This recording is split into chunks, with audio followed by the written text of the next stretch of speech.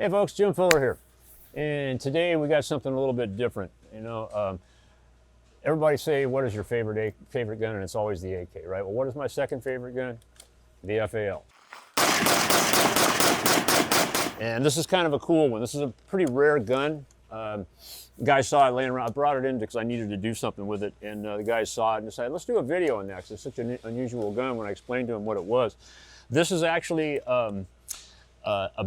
originally was a Belgian-made Israeli FAL prototype.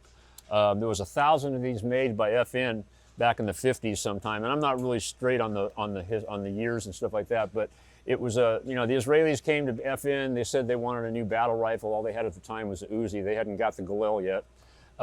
But anyhow, this was the gun that they built for them. They made 1,000 copies of this gun.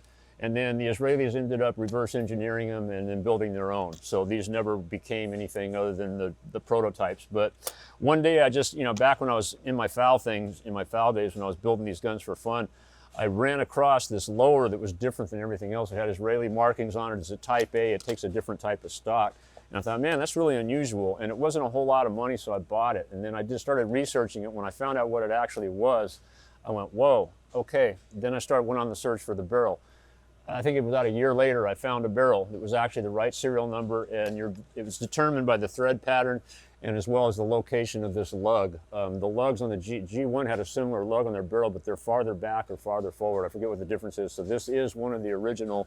The receiver itself is numbered 313, and the barrel was in the 800 series. So the receiver and barrel and a few of the small parts that were on the receiver came from one of the original guns.